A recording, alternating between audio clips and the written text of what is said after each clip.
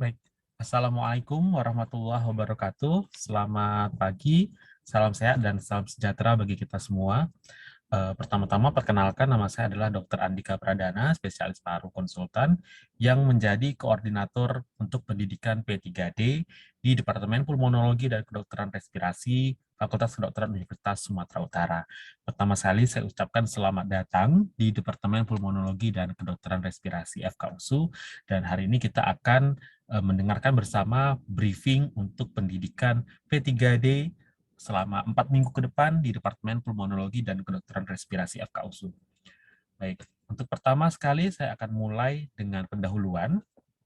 Jadi, program P3D di Departemen Pulmonologi dan Kedokteran Respirasi FKUSU akan berlangsung selama 4 minggu, yang terdiri dari 2 minggu di Rumah Sakit Adam Malik dan 2 minggu di Rumah Sakit USU. Baik di Rumah Sakit Adam Malik maupun di Rumah Sakit USU, keduanya bertugas di ruang rawat inap, ruang poliklinik, IGD, dan juga tugas jaga.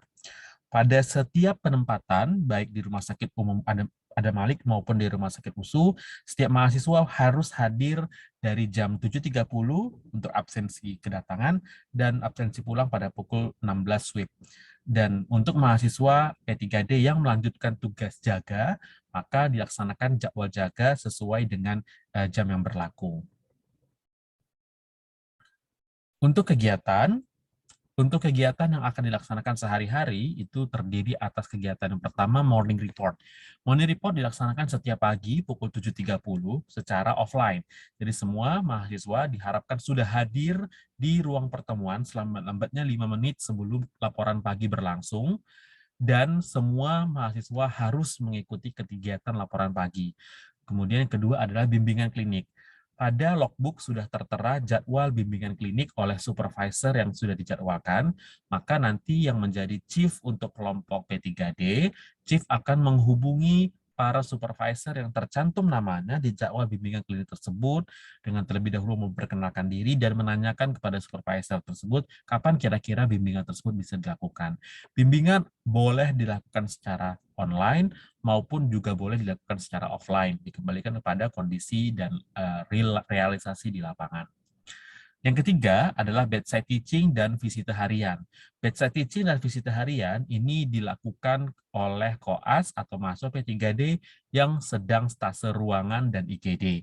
Jadi setiap ada supervisor yang visit, maka mahasiswa P3D ikut ke dalam visitnya dan ikut belajar mengenai kasus-kasus yang dijumpai sewaktu visita harian. Tolong diingat bahwa visit tersebut tidak hanya lihat-lihat saja, jadi semua mahasiswa P3D sudah harus memahami terlebih dahulu penyakit yang akan dibahas atau pasien yang akan divisit, supaya sewaktu visit berlangsung, itu komunikasi dan pembelajaran bisa berlangsung efektif. Jadi tidak cuma lihat-lihat saja. Yang selanjutnya adalah sari pustaka dan laporan kasus. Pada hari Jumat minggu pertama, setiap mahasiswa P3D itu sudah akan mendapatkan judul sari pustaka dan judul laporan kasus untuk masing-masing mahasiswa. Sari pustaka ini dibawakan oleh 2-3 orang mahasiswa per judul. Jadi ada 2-3 orang mahasiswa P3D per judul sari pustaka yang judulnya akan dibagikan di hari Jumat minggu pertama, dan setelah sari pustaka diselesaikan Word dan PowerPoint-nya, melapor ke PPDS pendamping agar nanti PPDS pendamping menghubungi supervisornya supaya menanyakan kapan jadwal presentasinya. Kita usahakan supaya sari pustaka bisa terlaksana di minggu kedua. Begitu juga laporan kasus. Pada hari Jumat di minggu pertama, semua kelompok P3D akan mendapatkan pasien yang akan dibawakan laporan kasus. Laporan kasus dibawakan per kelompok. Jadi setiap satu kelompok akan diberikan satu pasien yang akan dibawakan laporan kasus. Setelah mendapatkan pasien yang akan dibawakan laporan kasus, segera periksa pasiennya, lakukan anamnesis, pemeriksaan fisik, buat statusnya dalam bentuk Word dan PowerPoint, serta pembahasan kasus. Setelah kasusnya selesai, maka hubungi PPDS pendamping agar PPDS pendamping akan menanyakan kepada supervisor kapan jadwal baca laporan kasus. Kita usahakan agar laporan kasus sudah selesai presentasi di akhir minggu ketiga. Gunanya adalah supaya pada minggu keempat, mahasiswa P3D tinggal fokus untuk melakukan post-test. Tugas selanjutnya atau kegiatan selanjutnya adalah penyuluhan. Untuk penyuluhan sifatnya kondisional dan akan disesuaikan dengan realisasi di lapangan. Berikutnya adalah tugas di ruang rawat inap, poliklinik, dan di IGD. Sebagaimana stase akan dibagi per kelompok. Jadi akan ada kelompok yang bertugas di rawat inap, dan akan ada kelompok yang bertugas di poliklinik serta di IGD. Untuk kelompok yang bertugas di poliklinik, maka tugasnya adalah melakukan anamnesis dan pemeriksaan fisik pada semua pasien yang ada di poliklinik paru, baik poliinfeksi maupun polinon-infeksi. Jadi sebelum pasien tersebut dipanggil gilirannya menjumpai dokter di poli, maka mahasiswa P3D terlebih dahulu melakukan anamnesis dan pemeriksaan fisik sederhana pada pasien, supaya mahasiswa P3D sudah tahu kira-kira pasien ini apa diagnosisnya atau apa keluhan permasalahan yang dihadapi oleh pasien. Sehingga sewaktu nanti giliran pasien tersebut dipanggil oleh dokter yang ada di poliklinik, mahasiswa P3D sudah tinggal mencocokkan apa pengobatan dan apa diagnosis yang ditegakkan oleh si dokter yang ada di poliklinik. Begitu juga untuk pasien yang ada di IGD. Semua pasien baru yang ada di IGD harus ditangani oleh dokter P3D, dan P3D harus memahami kasus yang dihadapi di IGD tersebut. Kemudian pengajian dan kebaktian. Bagi mahasiswa P3D yang beragama Muslim, itu wajib mengikuti kegiatan pengajian setiap hari Jumat setiap minggunya. Begitu juga untuk mahasiswa yang beragama Nasrani, kita melaksanakan kegiatan kebaktian dan semuanya wajib diikuti. Pada beberapa kesempatan akan ada kuliah tamu oleh profesor atau dokter dari luar Universitas Sumatera Utara. Pada kondisi tersebut, maka mahasiswa P3D wajib mengikuti kegiatan kuliah tamu. Ini adalah topik bimbingan atau bimbingan klinik yang akan dihadapi sehari-hari nanti selama 4 minggu pembelajaran di Departemen Pulmonologi. Jadi ada 12 topik bimbingan. Silakan nanti Chief Koasnya menghubungi nama-nama supervisor tersebut. Silakan menghubungi via WA dan tanyakan kira-kira kapan bisa memberikan bimbingan untuk topik-topik tercantum. Diusahakan agar semua bimbingan itu sudah selesai sebelum minggu keempat, supaya minggu keempat tinggal fokus untuk melaksanakan post-test saja. Selanjutnya adalah modul dan materi. Jadi ini adalah topik-topik yang harus kalian kuasai di tiap minggunya. Baik minggu 1, kita akan belajar banyak tentang anamnesis, pemeriksaan fisik, dan diagnostik paru. Kemudian minggu kedua, kita akan menekankan hanya untuk belajar infeksi saja, yaitu TB, TB resisten obat, pneumonia, dan lain sebagainya. Minggu ketiga, kita akan belajar asma, PPOK, dan gawat napas, serta minggu terakhir akan belajar tentang onkologi dan kelainan pleura.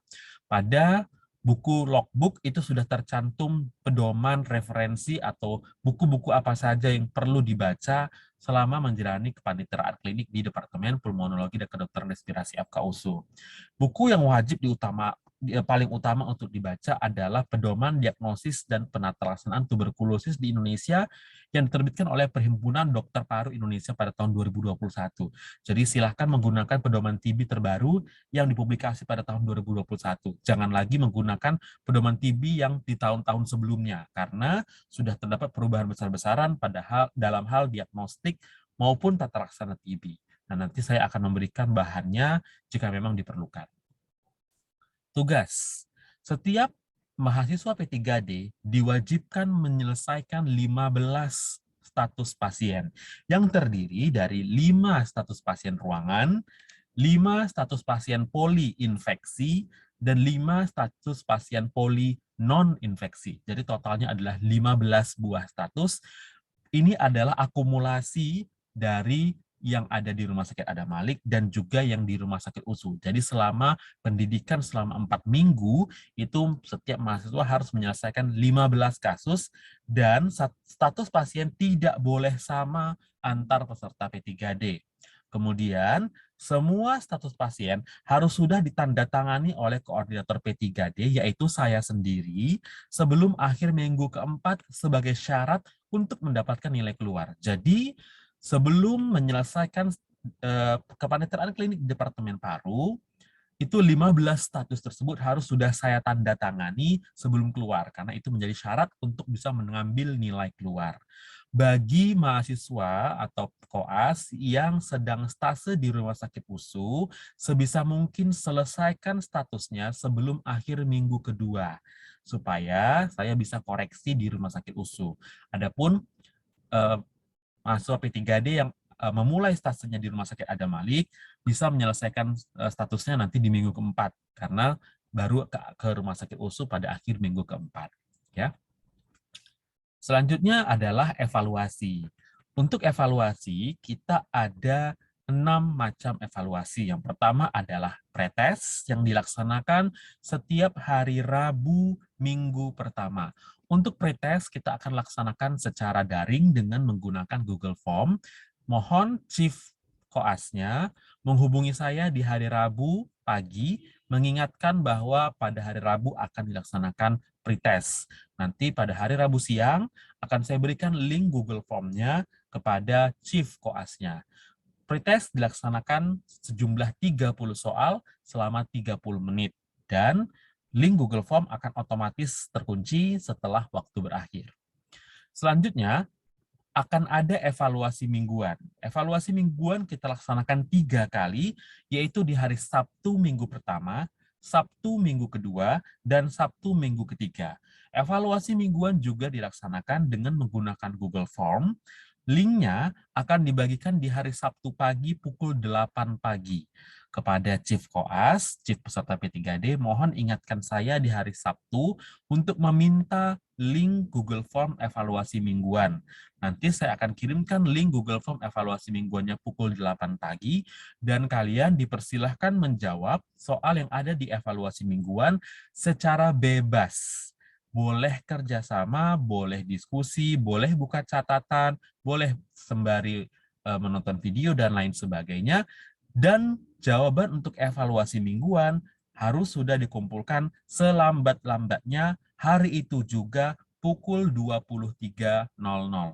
Jadi kalian bebas mengerjakannya, boleh pagi, boleh siang, boleh sore, boleh malam, tetapi jawaban evaluasi mingguan harus sudah diterima selambat-lambatnya pukul 23.00 di hari tersebut. Kemudian, ada mid-test yang akan dilaksanakan di minggu ketiga dan post-test yang akan dilaksanakan di minggu keempat. Mohon diingat bahwa evaluasi mingguan 1, 2, dan 3 wajib dikerjakan kesemuanya tanpa terkecuali dan harus sudah disubmit pada pukul 23 di setiap hari Sabtunya, dan ini menjadi prasyarat untuk dapat mengikuti post-test. Mahasiswa P3D yang tidak menyelesaikan salah satu dari evaluasi mingguan, baik minggu 1, minggu kedua, atau minggu ketiga, tidak akan dibenarkan untuk mengikuti post-test dan tidak akan mendapatkan penguji. Jadi, baik evaluasi minggu 1, 2, dan 3 semuanya harus dikerjakan. Untuk pembelajaran yang dilaksanakan dengan menggunakan metode daring atau Zoom, maka P3D, mahasiswa P3D harus join 5 menit sebelum daring Zoom dimulai, dan dilarang keluar masuk selama pembelajaran berlangsung, serta tidak diizinkan untuk mematikan kamera selama pembelajaran berlangsung tanpa alasan apapun. Jadi sebagai mahasiswa, Anda harus men-setting agar jaringan koneksi internet Anda stabil dan kita tidak menerima alasan jaringan yang putus. Sebagai mahasiswa, seorang sarjana kedokteran, Anda harus berpikir bagaimana caranya agar pembelajaran bisa efektif dan Anda tetap dapat memenuhi peraturan yang berlaku, di mana Anda harus on-cam sepanjang kegiatan berlangsung. Dan selama kegiatan P3D, apapun itu bentuk kegiatannya, tetap wajib berpakaian sopan dan menggunakan jas koas atau baju jaga setiap kegiatan berlangsung, baik itu di waktu kegiatan ilmiah, maupun itu bimbingan, ataupun itu ujian. Penilaian, selain penilaian dari pretest, evaluasi mingguan 1, 2, dan 3, serta mid-test dan post-test, kita akan juga memperlakukan penilaian pada attitude. Attitude itu memegang peranan penting dengan bobot penilaian sampai 35% dari total nilai akhir. Jadi mohon kepada mahasiswa peserta P3D, Anda harus memperhatikan attitude sepanjang ada di Departemen Pulmonologi dan Kedokteran Respirasi FKUSU. Jadi tidak cukup hanya belajar knowledge dan skill saja, tetapi juga attitude.